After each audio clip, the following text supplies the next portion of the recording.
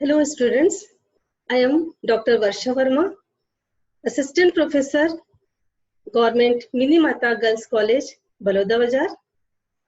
बच्चों, आज हम BHSC पार्ट 1 के resource management unit 5 word simplification के विषय में चर्चा करेंगे। वर्ड सिंप्लीफिकेशन का पूरा जो टॉपिक है उसे हमने 3 पार्ट में डिवाइड किया है। फर्स्ट पार्ट में general introduction and purpose of word simplification and advantages of word simplification. Second part में वर्ड सिंप्लीफिकेशन में टेक्निक्स ऑफ वर्ड सिंप्लीफिकेशन के बारे में हम चर्चा करेंगे। इस वीडियो का तीसरा पार्ट है जिसमें हम मुंडेल्स के क्लासेस ऑफ चेंज के बारे में चर्चा करेंगे। तो आइए बच्चों, सबसे पहले हम general introduction what is word simplification के बारे में चर्चा करेंगे।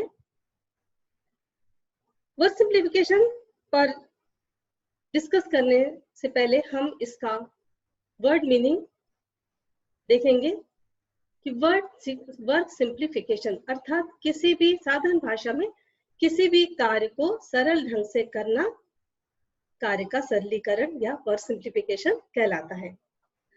बच्चों, वर्ड का अर्थ है किसी भी कार्य को जब हम सिंप्लीफाई तरीके से करते हैं तो उसमें लगने वाली हम टाइम और एनर्जी को रिड्यूस करते हैं और हम अपने वर्क को अधिक से अधिक इजियर और इफेक्टिव बनाने की कोशिश करते हैं। जैसे हम किसी भी न्यू इनोवेटिव आइडियाज के साथ नई टेक्निक्स का उपयोग करके अपने काम को सरल बनाते हैं ताकि उसमें लगने वाला समय और शक्ति की बचत हो और इस बची हुई शक्ति का उपयोग हम किसी भी प्रोडक्टिव वर्क के लिए लगा सकें। यदि हम इसका पर्पस देखते हैं तो टाइम को सबसे पहला हमारा इसका पर्पस होता है टाइम को रिड्यूस करना। हम किसी भी कार्य को इस प्रकार से करें सिंप्लीफाई करके कि उसमें लगने वाले टाइम कम लगे, अप्रोक्स जितना भी टाइम लग रहा है उससे वह कम लगे और उसमें लगने वाली शक्ति को भी कम किया जा सके। इसका एक एग्जांपल है कि जैसे हमें एजुकेशन के लिए कोई भी मटेरियल अपने को बनाना है, उसका वीडियो बनाना है या उसके नोट्स तैयार करने हैं, तो हम ये प्रेफर करेंगे कि अपने बहुत ज्यादा उसको लिखने की बजाय हम उसका पीपीटी बना लें जो हमारे बहुत इजी तरीके से भी बन जाएगा जिसमें कि हमारा टाइम भी कम लगेगा।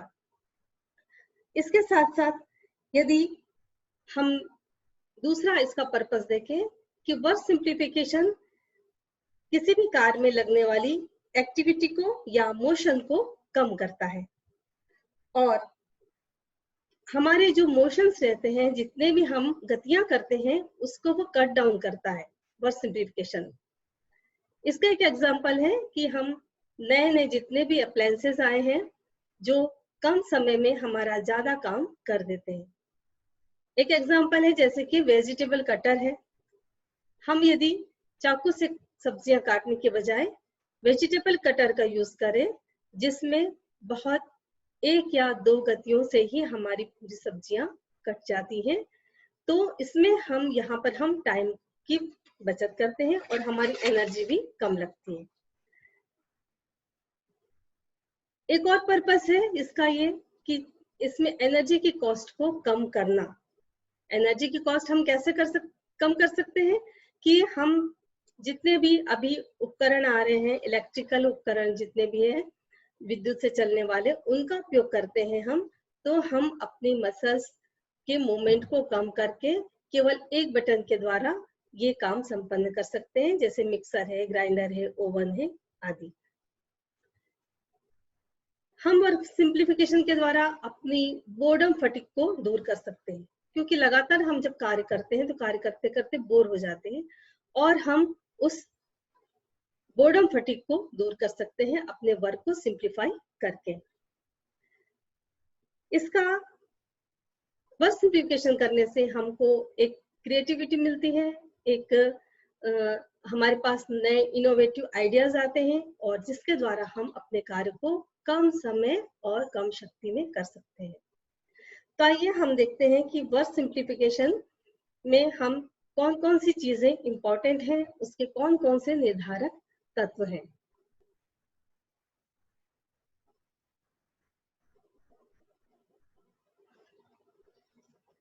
वर्क सिंप्लीफिकेशन अर्थात जैसे कि हमने आपको बताया कार्य का सरलीकरण। यदि हम इसकी परिभाषा देखते हैं तो कार्य का सबसे आसान, सरल और शीघ्र विधि की सचेतता पूर्वक खोज करना ही कार्य का सरलीकरण कहलाता है, ऐसा निकिल एवं डॉर्सी ने बताया है। इसी प्रकार एक अन्य परिभाषा है ग्रॉस एंड क्रेंडल के अनुसार, कार्य सरलीकरण में समय और शक्ति दोनों के व्यवस्थापन को ही मिश्रित कर दिया जाता है। निर्धारित समय और शक्ति की मात्रा में अधिक काम करना या कार्य को निश्चित मात्रा में संपन्न करने के लिए कम से कम शक्ति और समय का उपयोग करना ही कार्य का सरलीकरण कहलाता है। बच्चों, कार्य का सरलीकरण करने में 3 चीजें मुख्य रहती हैं। सबसे पहले होती है वर्क मेथड, दूसरी इंपॉर्टेंट चीज होती है वर्कर, मतलब जिसके द्वारा कार्य किया जाना है, और तीसरा होता है एरिया, वर्क एरिया, जहां पर व्यक्ति कार्य कर रहा है। ये तीनों चीजें बहुत इंपॉर्टेंट होती हैं। आइए अब हम सबसे पहले देखेंगे वर्कर के विषय में। कार्य करने वाला या वर्कर कार्य को समय पर और बहुत सरलता पूर्वक करने के लिए कार्यकर्ता काम करने की उचित विधि और अपने शरीर के संचालन की उचित विधि का यदि ज्ञान रखता है तो उसे उसका कार्य बहुत सरल ढंग से संपन्न हो जाता है। इसी प्रकार यदि किसी भी कार्यकर्ता को कार्य करना है तो उसके कार्य करने की जो विधि है या उसके निर्धारक कई ऐसे तत्व हैं, यदि उसका ध्यान कार्यकर्ता रखता है तो उसका कार्य बहुत सरल ढंग से संपन्न हो सकता है। इसमें सबसे पहला है शरीर के अंगों की उचित मुद्रा स्थिति। कार्यकर्ता को अपने शरीर के अंगों की उचित मुद्रा स्थिति बनाकर रखना चाहिए, क्योंकि जब शारीरिक स्थिरता बनी रहती है तो हमारी मांसपेशियों में अनावश्यक खिंचाव भी नहीं होता है। बैठने, उठने, खड़े होने, झुकने, स्टूल पर बैठने पर आदि क्रियाओं करते समय हमारी शरीर की सही मुद्रा स्थिति होना चाहिए। शारीरिक संतुलन बनाने के लिए कार्यकर्ता का आधार का भाग फैला हुआ होना चाहिए और किसी भी सामान को उठाते या भारी सामान को उठाते समय या आगे पीछे झुकते समय अपने पैरों को थोड़ा फैलाकर रखना चाहिए। शरीर यांत्रिकी पर बहुत सारे शोधों से पता चला है कि लगातार साधारण ऊंचाई की मेज पर यदि हम प्रेस करते हैं तो असाधारण ऊंचाई की मेज पर हम प्रेस करते हैं तो उससे विभिन्न प्रकार की शारीरिक शारीरिक दोष जैसे कि मांसपेशियों में थकावट, मसल्स में पेन, इस प्रकार के परिवर्तन देखे जाते हैं। फिर गुरुत्वाकर्षण का ध्यान रखना। किसी भी कार्यकर्ता को, वर्कर को कार्य करते समय गुरुत्वाकर्षण के केंद्र का ध्यान रखना चाहिए। अपने भार को हमेशा शरीर के साथ रखना चाहिए और गुरुत्वाकर्षण केंद्र का ध्यान रखने के पूर्व गुरुत्वाकर्षण केंद्र क्या है इस पर भी विचार करना जरूरी है। अब हम देखते हैं कि गुरुत्वाकर्षण केंद्र आखिर होता क्या है। यह पृथ्वी का वह दबाव केंद्र होता है जो किसी भी वस्तु को हमेशा नीचे की ओर आकर्षित करता है और इसीलिए हमें भार का एहसास होता है। किसी वस्तु को जितना अधिक वजन, किसी वस्तु का जितना अधिक भार होगा वह पृथ्वी की ओर उतनी ही अधिक आकर्षित होगी। तो गुरुत्वाकर्षण केंद्र का यदि ज्ञान हमें हो जाता है तो हमें अपने कार्य को गुरुत्वाकर्षण की दिशा में करना चाहिए, जिससे वह कम समय और शक्ति में संपन्न हो जाता है। अब है लय में कार्य करना। कार्यकर्ता को चाहिए कि वह लय में कार्य करे, क्योंकि लय में कार्य करने से थकान जल्दी उत्पन्न नहीं होती। लय का अर्थ होता है कि एक ही क्रिया को जब हम बार बार नियमित अंतराल पर दोहराते हैं, जैसे कि एक जैसी गोल प्लेटों को एक साथ धोना या बड़े बड़े यूटेंसिल्स को एक साथ धोना।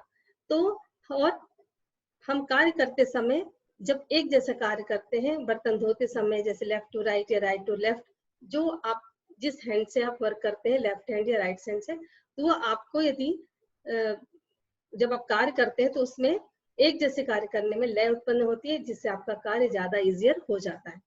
फिर मांसपेशियों का कुशलता पूर्वक उपयोग। कार्य करते समय यदि बड़ी और मजबूत मांसपेशियों का हम उपयोग करें तो निश्चित रूप से हमें थकान कम लगती है। वजन उठाते समय पैरों की पेशियों का उपयोग किया जाना चाहिए और लंबी पेशियों का उपयोग करने से थकान कम लगती है। घरेलू क्रिया यदि हम कर रहे हैं तो उंगलियों और कलाइयों की पेशियों की अपेक्षा हम बाह की पेशियों का यदि उपयोग करें तो थकान कम लगती है। इसी प्रकार कमर से झुककर जमीन पर टेक कर वजन उठाया जाए तो उसमें भी शक्ति का व्यय कम होता है। अब है वेग का लाभ उठाना। किसी भी वर्कर को चाहिए वो अपने कार्य करते समय वेग का लाभ उठाएं। जैसे कि इसका एग्जांपल है कि हम झाड़ू लगाते समय लेफ्ट टू राइट करते हैं, या यदि जमीन पोछ है तो हम लेफ्ट टू राइट हाथ को फैलाकर आगे या पीछे बढ़ते हैं, तो उसमें एक वेग उत्पन्न होता है। तो जब वेग उत्पन्न होता है तो कार्य हमारा इजी हो जाता है। और यदि बीच बीच में सामान रखा रहा है, कार्य में रुकावट आती है, तो जहां भी अवरोध आता है तो वहां पर वेग उत्पन्न नहीं होता और कार्य हमारा डिले होता है। अब ये कार्य क्षेत्र, ये बहुत इंपॉर्टेंट है। कार्यकर्ता और कार्य क्षेत्र के बीच में एक अटूट संबंध होता है। हम कार्य क्षेत्र में आवश्यक परिवर्तन और सुधार लाकर समय और शक्ति की बचत को कर सकते हैं। कार्य का क्षेत्र व्यक्ति की सुविधा अनुसार होना चाहिए। जैसे एक गृहिणी यदि किचन में काम कर रही है तो उसके प्लेटफॉर्म की हाइट है, उसकी हाइट के अनुरूप होना चाहिए। प्लेटफॉर्म की चौड़ाई भी मायने रखती है और इसके साथ साथ वहां जितने भी यूटेंसिल्स रखे गए हैं उनका क्रम क्या है। यूटेंसिल्स जो भी हम यूज कर रहे हैं या फूड के जो फूड आइटम्स जो यूज कर रहे हैं उसके रखने की जो जगह रहती है वह यदि ट्रांसपेरेंट डब्बे में यदि रखे जाए तो उसे अनावश्यक ढूंढने में समय या स्टेप नहीं लगेंगे। इसी प्रकार किसी भी उपकरण को जहां उसकी उपयोगिता है उसी जगह पर उसकी स्थिति होना चाहिए। जैसे किचन में हमें काम करना है तो अनाजों का जो स्टोर रहता है वो किचन से दूर नहीं रहना चाहिए, स्टोर किचन से लगा हुआ होना चाहिए ताकि अनावश्यक स्टेप को कम किया जा सके। जिन सामानों की आवश्यकता बार बार होती है उसे ऊंचाई पर और पंक्तिबद्ध करके रखना चाहिए। रसोई घर में प्लेटफॉर्म कई बार ऐसा होता है बहुत उसकी हाइट कम रहती है, गृहिणी को ऐसे समय में झुककर खाना पकाना पड़ता है जिसके कारण पीठ और कमर की मांसपेशियों पर बहुत अधिक दबाव पड़ता है और जिसके कारण पीठ में दर्द की संभावना बढ़ जाती है। यदि प्लेटफॉर्म बहुत ऊंचा है तब भी ये स्थिति आती है। तो इस समय गृहिणी को चाहिए कि उसकी हाइट के अनुसार, उसकी पहुंच के अनुसार जितने भी फूड आइटम्स रखने की चीजें हैं उसकी हाइट उसके अनुसार होनी चाहिए ताकि वह आसानी से उन तक पहुंच जाए, उन्हें पैर ऊंचा ना करना पड़े और उनके मसल्स में खिंचाव ना हो।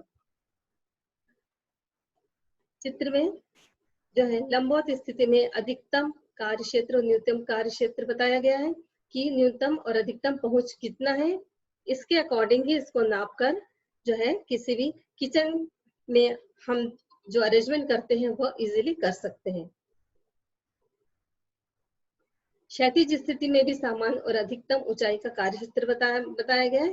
यदि हम इसका ध्यान रखते हैं तो निश्चित रूप से हम अपने समय और शक्ति को व्यय होने से बचा सकते हैं। अब है कार्य सरलीकरण में रुचि को जागृत करना। फर्स्ट पार्ट का ये अंतिम स्टेप है कि किसी भी कार्य को करने सरल ढंग से करने में हम कैसे रुचि जागृत कर सकते हैं, क्योंकि बच्चों जरूरी नहीं कि हमारा हर काम रुचि का हो जो हमें सौंपा गया हो। बहुत सारे ऐसे काम कर रहते हैं जो हमें करने पड़ते हैं, लेकिन वो हमारी रुचि के नहीं होते, और जहां हमारी रुचि के कार्य नहीं होते वहां पर हम उस कार्य को करने में समय और शक्ति अधिक व्यय करते हैं। तो ये गृहिणी को यदि रुचि का कार्य, उसमें रुचि जागृत करना है कार्य सरलीकरण के लिए, तो उसे हम कई प्रकार से कर सकते हैं, जैसे कि फिल्म के माध्यम कर सकते हैं, फिल्म में लेख देकर, और फिल्म में हम दिखाकर, वीडियो दिखाकर, कि क्योंकि देखने से मस्तिष्क पर बहुत गहरा प्रभाव पड़ता है। रुचि जागृत करने का ये बहुत प्रभावी और सशक्त माध्यम है। फिल्म देखकर शिक्षित, अशिक्षित, अनपढ़ और कम बुद्धि वाली महिलाएं भी कार्य सरलीकरण की विधियों को आसानी से सीख सकती हैं। फिल्म देखने पर कार्य सरलीकरण में होने वाले लाभ को भी आसानी से समझा जा सकता है। फिर पत्र पत्रिकाओं में कार्य सरलीकरण का लेख देकर इसमें विभिन्न प्रकार के कार्य सरलीकरण के बारे में अवगत कराया जा सकता है कि हम किन विधियों का उपयोग करें। फिर नई विधियों का प्रदर्शन करके, कई परंपरागत विधियां रहती हैं जिन्हें हम छोड़ना नहीं चाहते, लेकिन यदि हम उन्हें छोड़ें और नई विधियों को अपनाएं तो निश्चित रूप से कार्य को सरल ढंग से हम कर सकते हैं।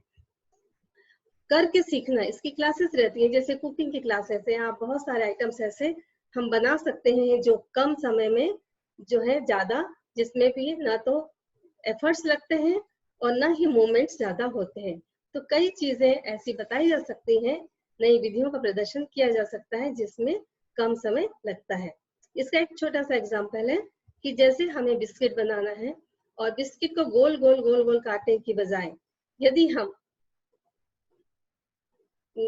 चाकू से चौकोर बिस्किट काटे हैं तो उसमें हमारे मूवमेंट्स कम लगेंगे और कम समय और शक्ति में ही ये बहुत छोटी बात है, लेकिन ऐसी छोटी छोटी क्रियाओं को हम कम करके अपने समय और शक्ति को बचा सकते हैं। फिर परंपरागत विधियों के दोषों को उजागर करके, परंपरागत तरीके से काम करने में क्या नुकसान होते हैं। पहले जैसे बैठकर किचन में काम किया जाता था, बार बार उठना बैठना होता था, हालांकि एक्सरसाइज जरूर होती थी, लेकिन वहां हमें थकान भी बहुत लगती थी। तो उसको चेंज करके मॉड्यूलर किचन जो भी बनाए जाते हैं उससे, और विशेषकर यू शेप का जो किचन रहता है जिसमें बर्तन धोने की भी व्यवस्था रहती है, अरेंजमेंट भी हमारे पहुंच में होते हैं और झुककर ज्यादा नहीं कार्य करना पड़ता, लाइट की अच्छी व्यवस्था होती है, तो इन सब के कारण हमें थकान कम लगती है। तो परंपरागत विधियों के दोषों को उजागर यदि कर दिया जाए तो कार्य को सरल ढंग से किया जा सकता है। फिर सबसे महत्वपूर्ण है प्रेरणा के द्वारा, महिलाओं को बार बार प्रेरणा देकर कार्य सरलीकरण को अपनाने के लिए प्रोत्साहित करना चाहिए। ये गृहिणियां नई विधियों की आलोचना करती हैं, लेकिन उनको यदि मौका दिया जाए कि आप करके देखिए तो करके सीखने से वह उसके दोषों से परिचित हो जाएंगी। पूरा परंपरागत विधियों के और नई विधियों को अपनाने में जो होने वाले लाभ है उनको यदि हम बताएं तो वो निश्चित रूप से उसे अपनाना चाहेंगी। तो इसके लिए बार बार प्रोत्साहन देना जरूरी है। तो बच्चों, आज के वर्क सिंप्लीफिकेशन के पहले भाग में हमने देखा कि किस प्रकार से कार्य की विधि इंपॉर्टेंट रहती है, कार्य वर्कर इंपॉर्टेंट रहता है, और किसी भी कार्य को कराने के लिए हम रुचि कैसे जागृत कर सकते हैं।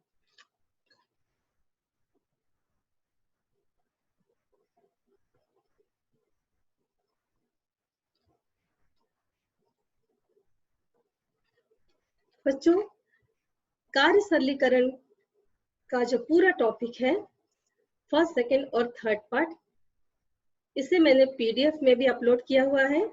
आप सीजी स्कूल इनकी वेबसाइट पर जाकर इसे पूरी तरह से इसका पीडीएफ देख सकते हैं जिसमें पूरा डिटेल दिया है। और यह वीडियो मैंने केवल आप लोग को थोड़ा एक्सप्लेन करने के पर्पज से बनाया हुआ है। अब इसका सेकंड पार्ट अब मेरे नेक्स्ट वीडियो में देखेंगे। Thank you.